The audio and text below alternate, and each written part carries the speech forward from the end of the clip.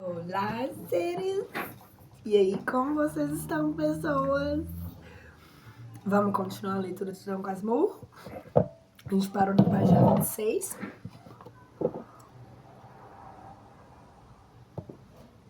Tava ali fazendo um ataque no bolo de cenoura. Vamos lá. A gente parou no capítulo 10, página 26. Aceito a teoria. Que é demasiada metafísica só para um tenor. Não há dúvida, mas a perda da voz explica tudo, e há filósofos que são, em resumo, tenores desempregados. Eu, leitor amigo, aceito a teoria do meu velho Marcolini, não só pela verossimilância, que é uma toda verdade, mas porque a minha vida se casa bem à definição. Cantei um duo terníssimo, depois um trio, depois um quator. Mas não adiantemos. Vamos à primeira parte, que eu vim saber que já cantava, porque a denúncia de José Dias, meu caro leitor, foi dada principalmente a mim. A mim é que ele me denunciou.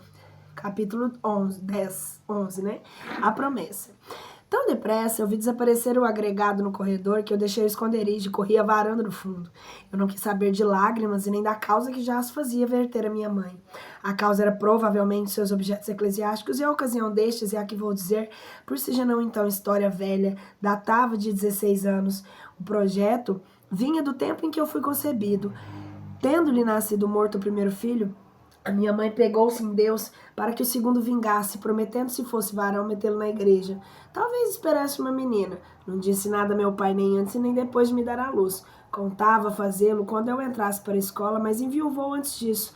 Viúva, sentiu o terror de separar-se de mim, mas era tão devota, tão temente a Deus, que buscou testemunhos da obrigação, confiando nas promessas aparentes e familiares, unicamente para que nos separássemos o mais tarde possível. Fez-me perceber em casa primeiras letras, latim e doutrina, por aquele padre Cabral, velho amigo do tio Cosme, que ia jogar às noites.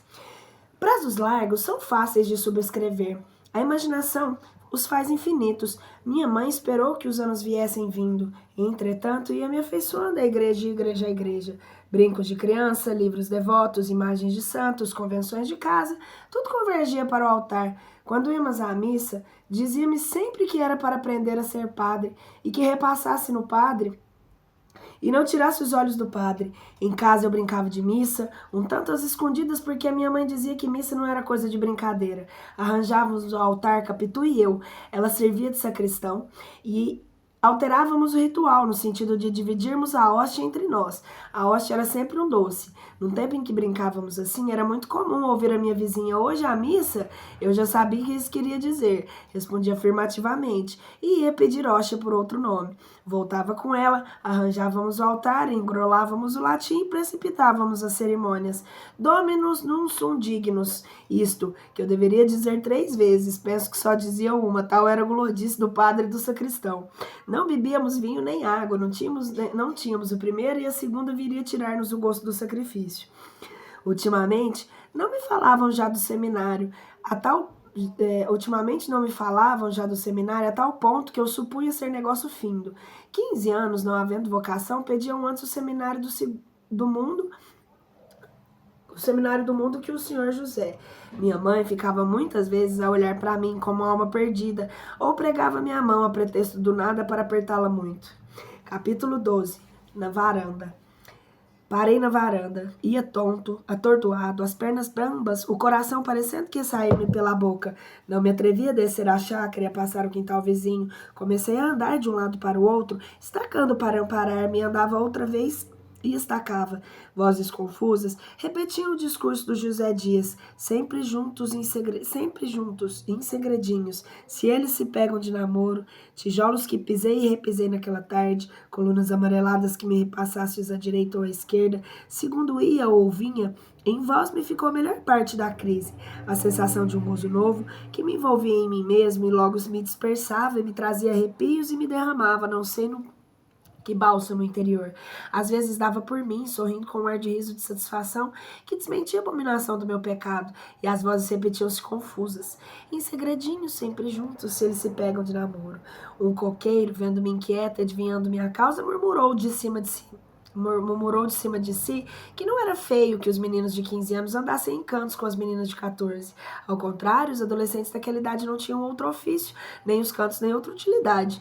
Era um coqueiro velho, e eu cria nos coqueiros velhos, mais ainda que nos velhos livros. Pássaros, borboletas, uma cigarra que ensinava o estilo. Toda a gente viva a era da mesma do ar era da mesma opinião. Com que então eu amava Capitu e Capitu a mim? Realmente andava com os saias dela, mas não ocorria nada entre nós que fosse deveras secreto. Antes dela ir para o colégio, eram tudo travessuras de criança. Depois que saiu do colégio, é certo que não restabelecemos logo a antiga intimidade, mas essa voltou pouco a pouco, e no último ano era completa. Entretanto, a matéria das nossas conversações era de sempre. Capitu chamava-me às vezes bonito, mocetão, uma flor, outras pegava minhas mãos para contar meus dedos. E comecei a recordar esses outros gestos e palavras, o prazer que eu sentia quando ela me passava a mão pelos cabelos, dizendo que os achava lindíssimos. Eu, sem fazer o mesmo aos dela, dizia que os dela eram muito mais lindos que os meus. Então Capitu abanava a cabeça com uma grande expressão de desengano e melancolia, tanto mais a de espantar quanto tinha os cabelos realmente admiráveis, mas eu retorquia chamando-lhe de maluca. Quando me perguntava se sonhara com ela na véspera, eu dizia que não.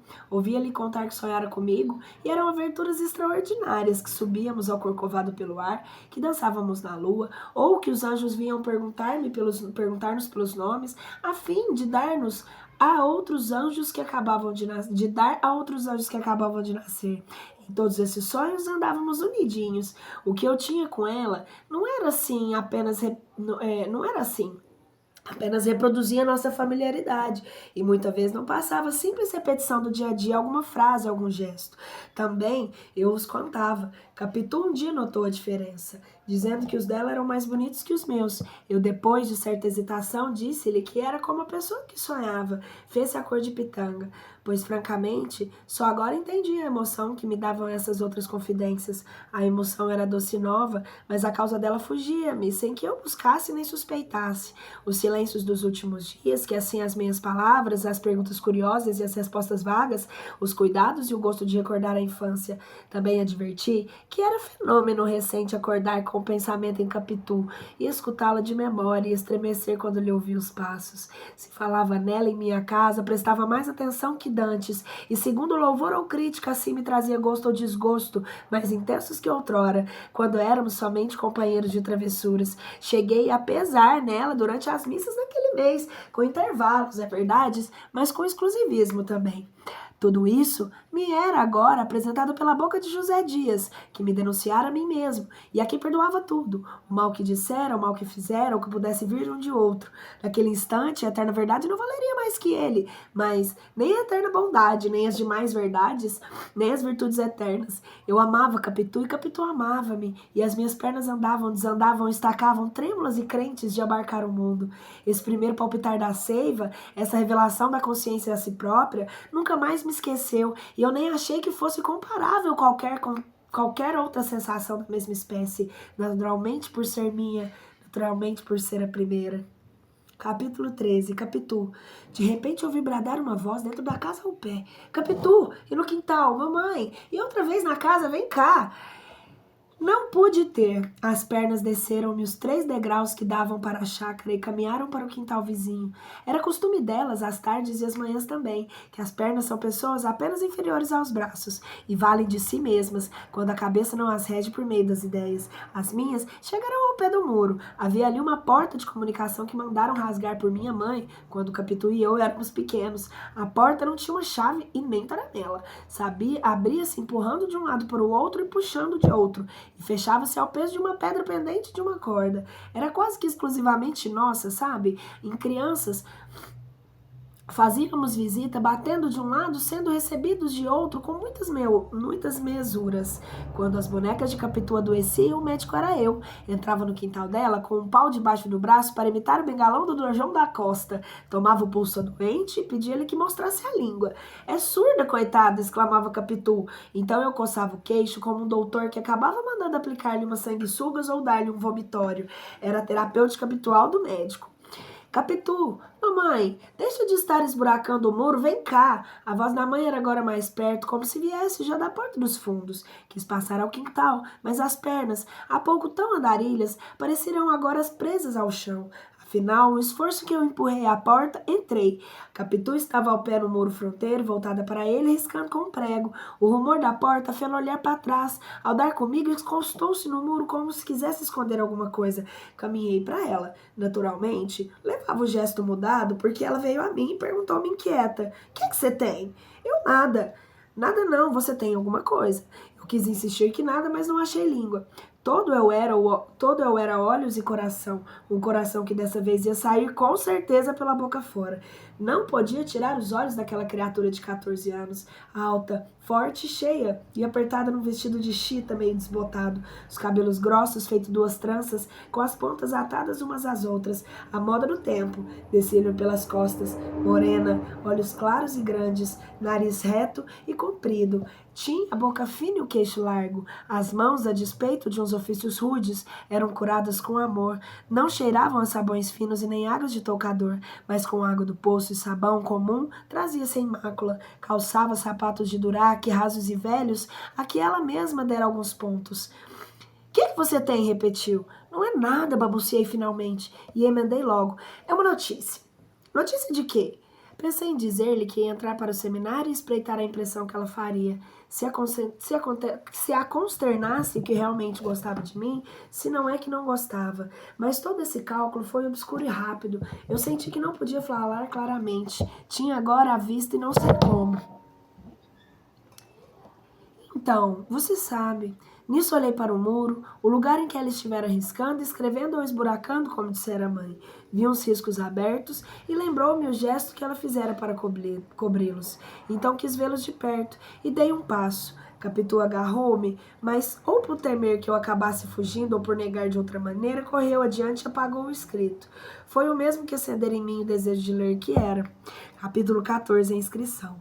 Tudo que contei no fim do outro capítulo foi obra de um instante. O que se lhe seguiu foi ainda mais rápido. Dei um pulo e antes que ela raspasse o muro, li estes dois nomes aberto ao prego e assim dispostos.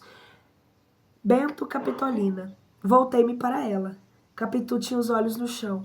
Ergueu-os logo, devagar, e ficamos a olhar um para o outro. Confissão de crianças. Tu valias bem ou 2 ou 3 páginas, mas eu não quero ser poupado.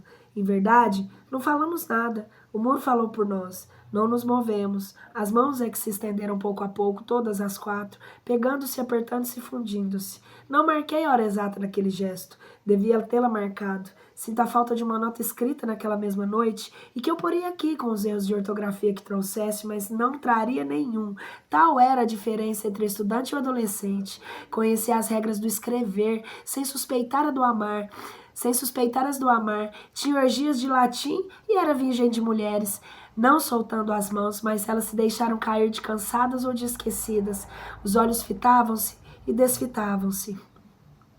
Depois, devagar e ao perto, tornaram a meter-se uns pelos outros. Padre Futuro estava assim diante dela como de um altar, sendo uma das faces da epístola e a outra do evangelho. A boca podia ser o cálix, os lábios pátena. Faltava dizer missa nova por um latim que ninguém aprende, e é a língua católica dos homens. Não me tenhas por sacrilégio, leitora minha devota. A limpeza da intenção lava o que puder haver menos crucial no estilo. Estávamos ali, como os céus em nós. As mãos, unidos os nervos, faziam 2 criaturas uma só, mas uma só criatura seráfica. Os olhos continuaram a dizer coisas infinitas. As palavras de boca é que nem tentavam sair, tornavam o coração caladas como um vinho. Capítulo 15. Outra voz repentina. Outra voz repentina, mas desta vez uma voz de homem.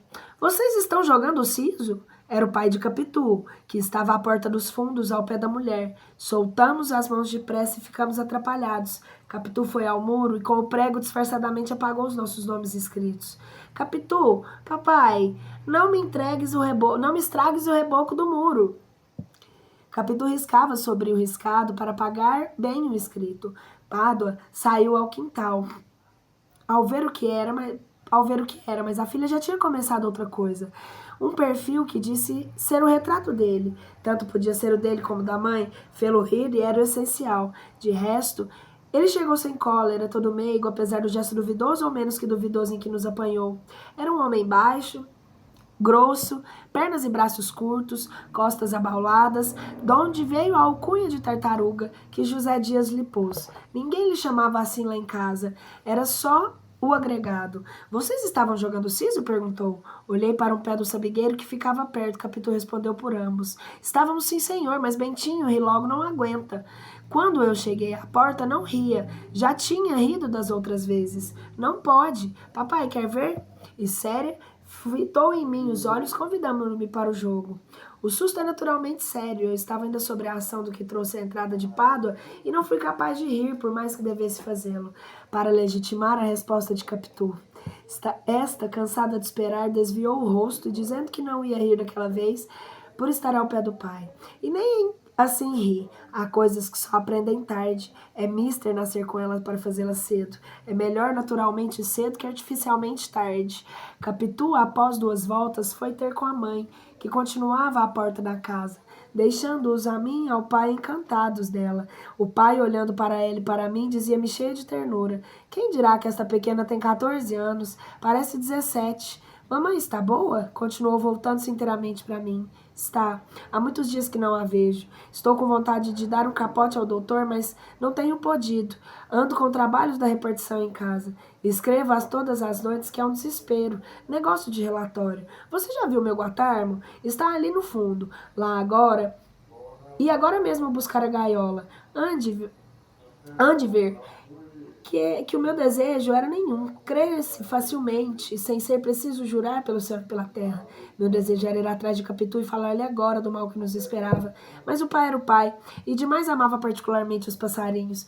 Tinha-os de várias espécies, cor e tamanho. A área havia no centro de casa, que era cercada de gaivolas e canários, que faziam cantando o barulho de todos os diabos. Trocava os pássaros como outros amores, com outros amadores, comprava-os, apanhava alguns do próprio quintal, armando alçapões.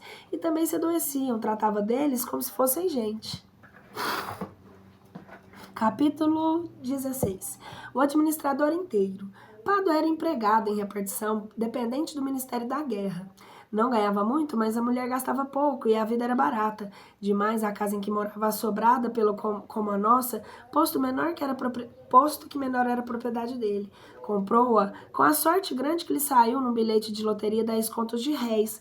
A primeira ideia de Pádua, quando lhe saiu o prêmio, foi comprar um cavalo de caba, um adeço de brilhantes para a mulher e uma sepultura perpétua de família. Mandava vir da Europa alguns pássaros, mas a mulher, esta Fortunata, que ali está à porta dos fundos da casa, em pé, falando à filha alta, forte e cheia como a filha, a mesma cabeça, os mesmos olhos claros, a mulher que se lhe disse que o melhor era comprar a casa e guardar que se sobrasse para acudir as moléstias grandes. Pádua hesitou muito, afinal, teve de ceder aos conselhos de minha mãe, a quem Doutor Fortunata pediu auxílio. Nem foi só nessa ocasião que minha mãe lhes valeu. Um dia chegou a salvar a vida de Pádua. Escutai, a anedota é curta. O administrador da repartição em que Pádua trabalhava teve que ir ao norte em comissão. Pádua, ou por ordem regulamentar ou especial de designação, ficou substituindo o administrador com os respectivos honorários. Essa mudança de fortuna trouxe-lhe certa vertigem. Era antes dos 10 contos. Não se contentou de reformar a roupa e a copa. Atirou-se às despesas em seus teatros. Chegou aos sapatos de verniz. Viveu assim 22 meses na suposição de uma eterna 22 meses na suposição de uma eterna interinidade.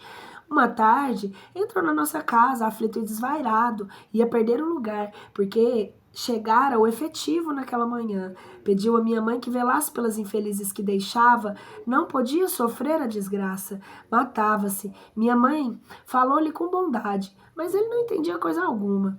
Não, minha senhora, não consentirei tal vergonha. Fazer descer a família, tornar atrás, já disse, mato-me. Não hei de confessar a minha gente essa miséria? E os outros? Que dirão os vizinhos? E os amigos? E o público?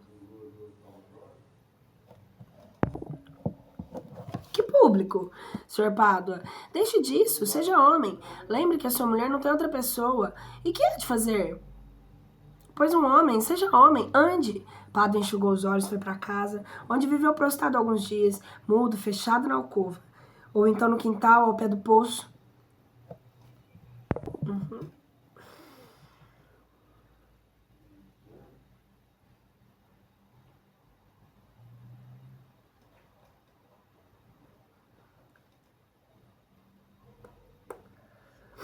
Cadê? Como se a ideia de morte teimasse nele. Doutor Fortunato ralhava. Joãozinho, você é criança. Mas tanto lhe ouviu falar em morte que teve medo e um dia correu a medir a minha mãe que lhe fizesse o favor de ver se ele salvava o marido que se queria matar. Minha mãe foi achá-lo à beira do poço e intimou-lhe que vivesse. Que maluquice era aquela de parecer que ia ficar desgraçado por causa de uma gratificação a menos e perder o emprego interino? Não, senhor, deveria ser homem, pai de família, evitar a mulher e a filha. Pada obedeceu e confessou que achava que acharia forças para cumprir a vontade de minha mãe. Vontade minha? Não, é obrigação sua. Pois seja obrigação, não desconheço que é assim mesmo. Nos dias seguintes continuou a entrar e sair de casa, cozido à parede, cara no chão. Não era o mesmo homem que estragava o chapéu em cortejar a vizinhança, risonho, olhos no ar, antes mesmo da administração interina. Vieram as semanas, a ferida foi sarando. Pádua começou a interessar-se pelos negócios domésticos, cuidar dos passarinhos, dormir tranquilo e às noites e às tardes a conversar e dar notícias da rua. A serenidade regressou e atrás dela veio a alegria. Um domingo na figura dos dois amigos que iam jogar o solo a talentos. Já ele ria, já brincava e tinha um ar de costume. A ferida sarou de todo. Com o tempo, veio um fenômeno interessante. Pádua começou a falar da administração interina, não somente sem as suas saudades dos honorários e nem o vexame da perda, mas até com o desvanecimento e orgulho. A administração ficou sendo égira, onde ele contava para diante e para trás. No tempo em que eu era administrador, ou então... Ah, sim, lembra-me, foi antes da minha administração, uns 2 meses antes. Ora, espere, minha administração começou, foi isso, esse mês e meio antes. Foi mês e meio antes, não foi mais. Ou ainda, justamente, havia 6 meses que eu administrava. Tal é o sabor póstumo das glórias interinas. José Dias bradava que era vaidade sobrevivente, mas o padre Cabral, que levava tudo para a escritura, dizia que, como vizinho de Pádua, se dava a lição de Elias a Jó: não desprezes a correção do Senhor, ele fere e cura. Capítulo 17. Os vermes. Ele fere e cura. Quando mais tarde vinha saber que a lança de Aquiles também curou uma ferida que fez. Tive tais quais veleidades de escrever uma dissertação a este propósito. Cheguei a pegar em livros velhos, mortos, livros enterrados e abri-los, a compará-los, catando o texto e o sentido para achar a origem comum do oráculo, pagão e do pensamento israelita. Catei os próprios vermes dos livros, para que me dissessem que havia nos textos roídos por eles. Mas meu senhor respondeu-me, longo e verme gordo: não sabemos absolutamente nada.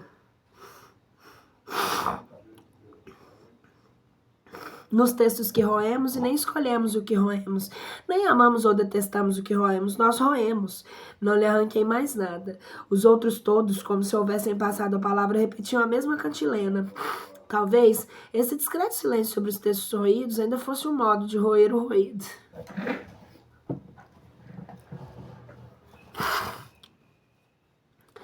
Capítulo 18. Um plano. Pai nem mãe foram ter conosco quando Capitu e eu na sala de visitas falávamos do seminário. Com os olhos em mim, Capitu queria saber que notícia era que me afligia tanto. Quando lhe disse o que era, fez-se cor de cera. Mas eu não quero, acudir logo. Não quero entrar em seminários. Não entro e é escusado teimarem comigo, não entro. Capitu, a princípio, não disse nada. Recolheu os olhos, meteu-os em si e deixou de estar com as pupilas vagas e surdas, a boca entreaberta toda parada. Então, eu, para dar força às afirmações, comecei a jurar que não seria padre. Naquele tempo, jurava muito e rijo, pela vida e pela morte. Jurei pela hora e pela morte, que a luz me faltasse na hora da morte se fosse para o seminário. Capitu não parecia crer nem descrer, mas não parecia sequer ouvir. Era uma figura de pau, quis chamá-la, sacudi-la, mas faltou-me ânimo. Essa criatura que brincava comigo, que pulara, dançara, creio até que dormira comigo, deixava-me agora com os braços atados e medrosos. Enfim, tornou a si, mas tinha cara lívida e rompeu nessas palavras furiosas. Beata Cartola, Papa Missas. Beata Carola, Papa Missas. Fiquei aturdido.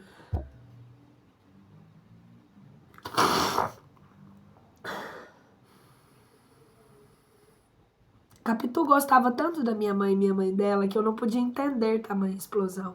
É verdade também que gostava de mim, e naturalmente mais ou melhor de outra maneira, coisa bastante a explicar o despeito que lhe trazia a ameaça de separação, mas os impalpérios como entender que lhe chamasse os nomes tão feios, principalmente para deprimir os costumes religiosos que eram seus, que ela também ia à missa, e 3 ou 4 vezes minha mãe a que a levou na nossa velha sege.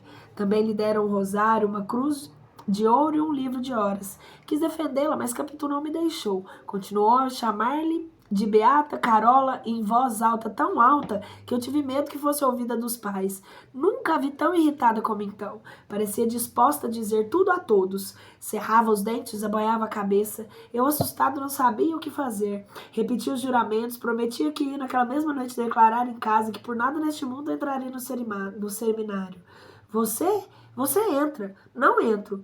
Você verá se entra ou não. Calou-se outra vez. Quando tornou a falar, tinha mudado. Não era ainda Capitu do costume, mas quase. Estava séria, sem aflição, falava baixo. Quis saber se a conversação da minha casa, eu contei-lhe toda, menos a parte que lhe dizia a respeito. E que interesse tem José Dias em lembrar disso? Perguntou-me no fim.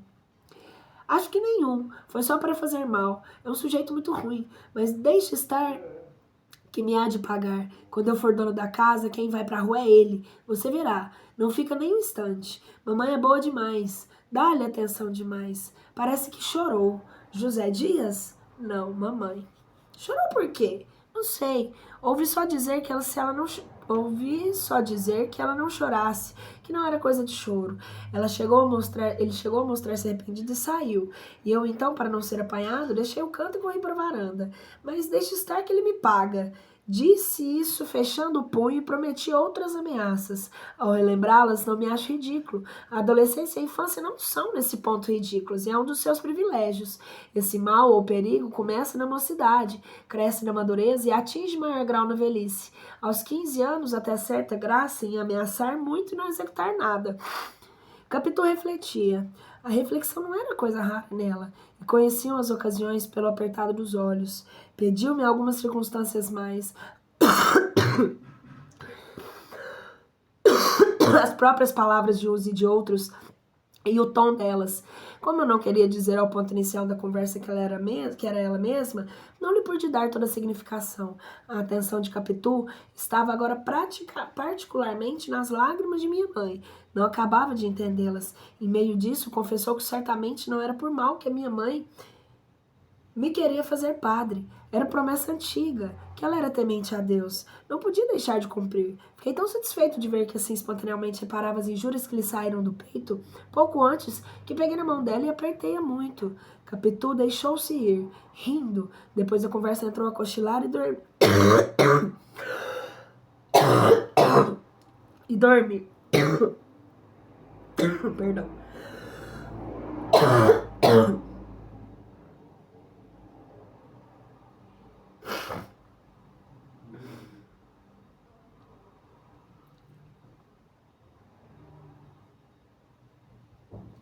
Tínhamos chegado à janela. Um preto que desde algum tempo vinha agregando cocadas parou em frente e perguntou. Sinhazinha, quer cocada hoje? Não, respondeu Capitu. A cocadinha tá boa. Vai-se embora, replicou ela sem rispidez.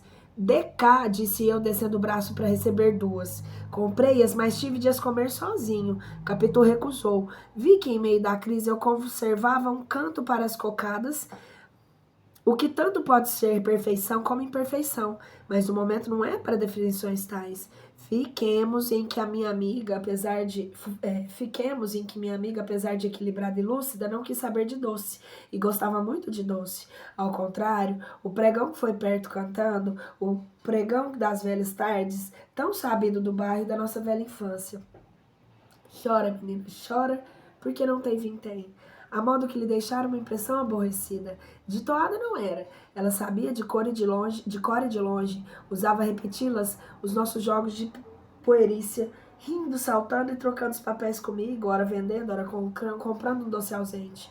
Creio que a letra destinada a picar a vaidade das crianças foi a que enjoou agora, porque logo depois me disse: se eu fosse rica, você fugia. Metia-me no paquete e ia para a Europa. Disse isso e estreitou-me nos olhos, mas creio que eles não te disseram nada, ou só agradeceram com a boa intenção.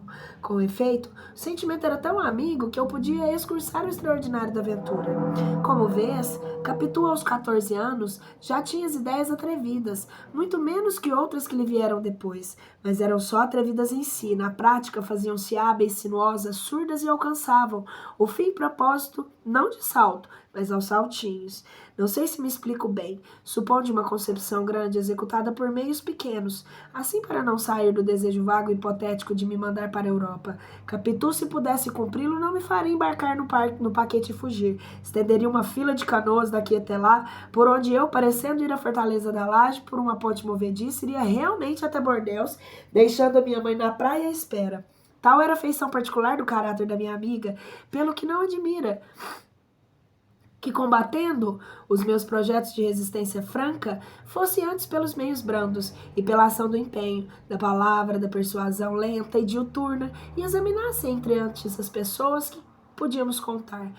Rejeitou tio Cosme, era uma boa vida. Se não aprovava a minha ordenação, não era capaz de dar um passo para suspendê-la. Prima Justina era melhor que ele, e melhor que os dois seria o padre Cabral pela autoridade. Mas o padre não havia de trabalhar contra a igreja, só se eu lhe confessasse que não tinha vocação. Posso confessar? Pois sim, mas seria, parecer francamente, o melhor é outra coisa, José Dias. Que tem José Dias? Pode ser um bom empenho, mas foi ele mesmo que falou. Não importa, continuou Capitu. Dirá agora outra coisa. Ele gosta muito de você. Não lhe fale acanhado. Tudo que você tem, não tenha medo. Mostre que há de vir o ser dono da casa e mostre que quer e que pode.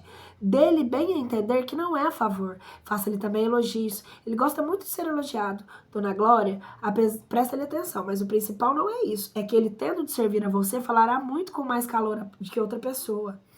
Não acho não, Capitu. Então vai para o seminário. Isso não. Mas que se perde em experimentar? Experimentemos. Faça o que lhe digo. Dona Glória pode ser que se mude da resolução. Se não mudar, faça outra coisa. Mete-se então, Padre Cabral. Você não se lembra de como é que foi ao teatro pela primeira vez há 2 meses? Dona Glória não queria e bastava isso para que José Dias não teimasse. Mas ela queria ir e fez um discurso, lembra-se? Lembro-me. Disse que o teatro era uma escola de costumes. Justo. Tanto falou que sua mãe acabou consentindo e pagou a entrada aos 2. Ande, peça, mande. Olhe, diga-lhe que está pronto a ir estudar as leis em São Paulo. Estremeci de prazer. São Paulo era um frágil biombo, destinado a ser arredado um dia, em vez da grossa parede espiritual eterna. Prometi falar a José Dias nos termos propostos. Capitu repetiu-os, acentuando alguns como os principais. Inquirira-me depois sobre eles, a ver se entendera bem, se não trocaram uns por outros. Insisti em que pedisse com boa cara, mas assim como pede um copo d'água, a pessoa que tem a obrigação de o trazer. Como essas minúcias, para qual melhor se entenda aquela manhã da minha amiga, logo virá a tarde, e da manhã e da tarde se fará o primeiro dia, como em Gênesis, onde se fizeram sucessivamente 7.